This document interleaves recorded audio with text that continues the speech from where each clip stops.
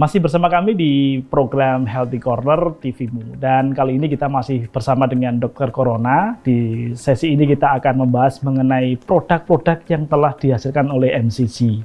Dan kita akan langsung bertanya kepada beliau. Dr. Corona, setelah tadi kita bahas sebelumnya mengenai potensi Muhammadiyah dan amal usaha Muhammadiyah, lalu kemudian untuk menjawab kegelisahan permasalahan warga Muhammadiyah secara khusus dan masyarakat secara umum tentang apa sih yang harus dilakukan agar kemudian masyarakat tidak terpapar oleh COVID-19 ini dengan mengoptimalkan kemampuan pribadi dan komitmen pribadi dan yang lain. Kira-kira apa saja yang telah dihasilkan oleh MCC untuk menjawab beragam permasalahan masyarakat? Kami silakan Mas Bima. Ya, kami sudah mencoba membuat panduan panduan juga video pendek terkait edukasi, mulai dari apa itu istilah definisi orang dalam pemantauan, misalnya saya masyarakat bisa paham posisinya di mana.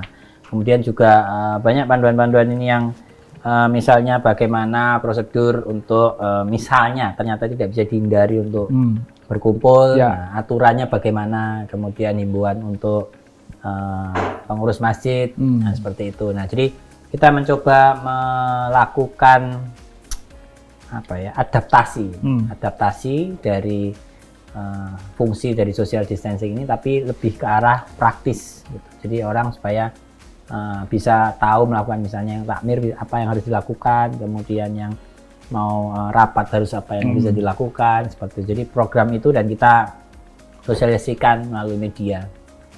Ya, bagaimana dengan sekolah-sekolah di Muhammadiyah? Muhammadiyah punya satuan pendidikan yang banyak, dari Aceh sampai dengan Papua. Apakah kemudian serta-merta kebijakan satu itu wajib dilakukan dari Aceh sampai dengan Papua, atau ada regional bahwa ini seperti ini dan yang lain? Saya kira himbauannya umum. Karena dari konteks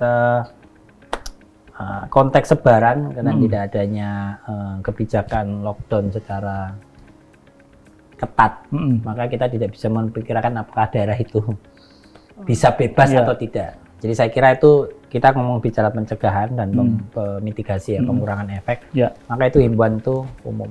Bahwa sekolah harus diliburkan dan diliburkan belajar rumah. Bagaimana dengan sekolah Muhammadiyah yang tidak meliburkan? Ya, nanti kita himbau lah. Jadi tentunya kita kan nggak bisa langsung Nah, jadi itu kita konteksnya edukasi. Jadi kita melalui pimpinan wilayah, mulai majelis distrakmen itu segala macam kita lakukan approach pendekatan persuasif, dan kita berikan ini buktinya, ini datanya seperti ini, kemudian alasan-alasan ilmiah. Kalau kemudian tetap sekolah Muhammadiyah tidak meliburkan, kira-kira apa yang harus dilakukan mereka? Ada satu sekolah yang memang sempat menghubungi saya bilang ya memang prosedurnya harus ketat.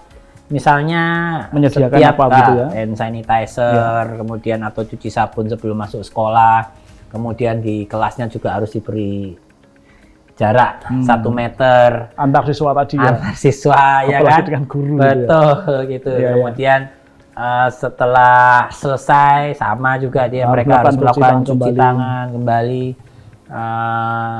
Pada saat istirahat harus tidak boleh berkumpul. Nah, masalahnya kan pada saat kita melakukan itu apakah mampu atau tidak, kan seperti itu. Lebih praktis mana melakukan itu daripada meliburkan dan memberikan kuliah libur, atau kemudian harus ketat melakukan kegiatan di sekolah sama seperti masjid kan juga begitu kan, pada saat Jumatan kemarin juga ada sempat kontroversial. Dan panduan untuk meliburkan sebenarnya sudah ada juga ya, himbauan sudah ada meliburkan. Lalu kemudian terkait dengan tata laksana, kalau sekolah tadi memang kembali merujuk pada harus melakukan protokol-protokoler yang sangat ketat gitu ya.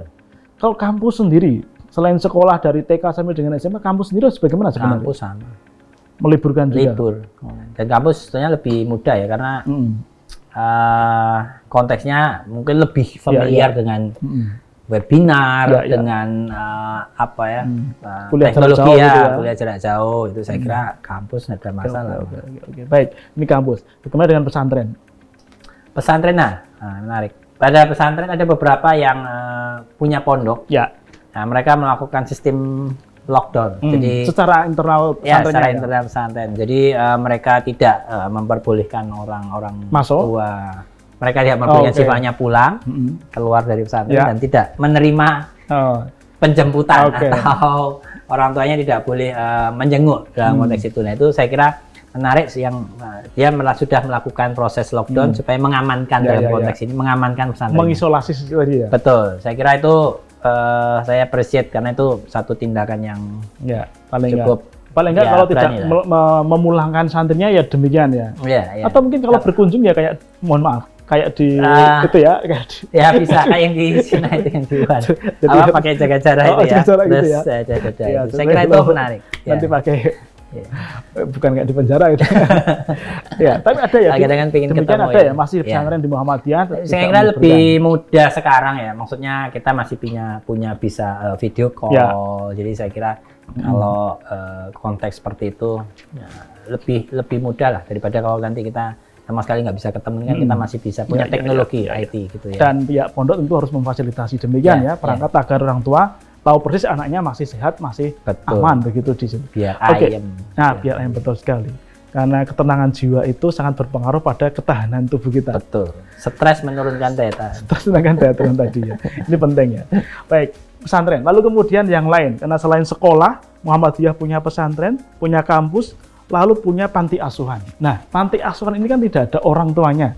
Bisa jadi adalah yatim piatu. Bagaimana, Dokter Corona? Saat ini kita apakah perlakuannya sama? Saya kira sama.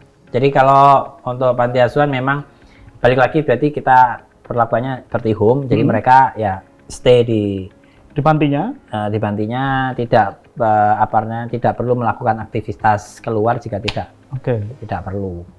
Jadi enggak. Ya itu tadi stay. Baik, ini balik lagi bahwa di Muhammadiyah juga punya sekolah luar biasa atau SLB berbasis orang-orang berkebutuhan khusus.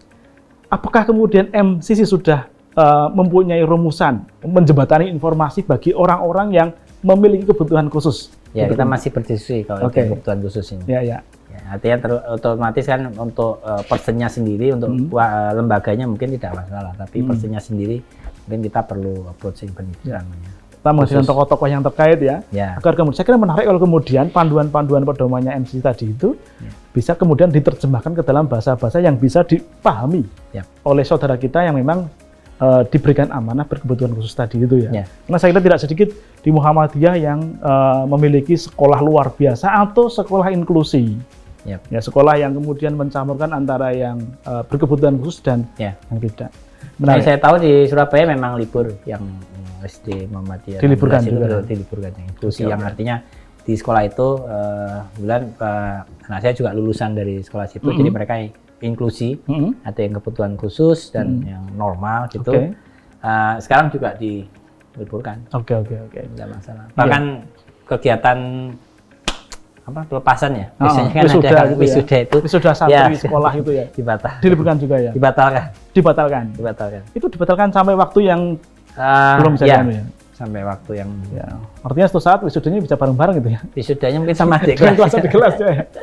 Tapi ya kita berdoa supaya ini tidak cepat selesai. Berlarut-larut ya. Lebih cepat ya. Kita berdoa. Makanya usahanya harus ditindak. Kembali tetap ke amal usaha Muhammadiyah. Lalu kemudian berbicara mengenai rumah sakit. Seberapa siap rumah sakit Muhammadiyah? Ini baru awal. Kalau dihitung kemudian tadi ada berapa rumah sakit besar di Muhammadiyah ada berapa? Kita yang sebetulnya lebih dari 30 ya yang istilahnya. Tapi kemarin kita launching, kita mempersiapkan 20 dari Jawa Tengah, Jawa Timur, Jakarta, Palangkaraya. Itu kebetulan memang di Jawa ya. Banyak. Kita berusaha semaksimal mungkin. Memang saya kira ini di level nasional tidak ada yang 100% siap. Bicara tentang pandemi. Ya, tapi mau tidak mau memang kita harus melayani. Jadi sekarang ini kita mulai beberapa rumah sakit sudah mulai menyiapkan, ada yang rumah sakit Muhammadiyah yang sudah menyiapkan rusunawa untuk dijadikan perawatan orang-orang yang PDP ya istilahnya, pasien dalam pantauan. Kemudian ada yang sudah mulai mempersiapkan tenda-tenda untuk ini. Jadi kita apa ya, ongoing proses ya. Oke. Di sini. Baik. Kemarin kita memang sudah menyiapkan 2 ruangan isolasi di masing-masing rumah sakit. Tapi melihat tren sekarang kok sepertinya itu tidak cukup, bahkan di rumah sakit. Harus berlebih kayaknya. Ya, di rumah sakit pemerintah juga. Kita akan bahas lebih tentang ya. Dr. Corona setelah nanti kita jeda iklan yang berikut ini. Baik, pemirsa TVmu dimanapun Anda berada, kita masih akan kembali untuk membahas bersama dengan Dr. Corona selepas yang satu ini.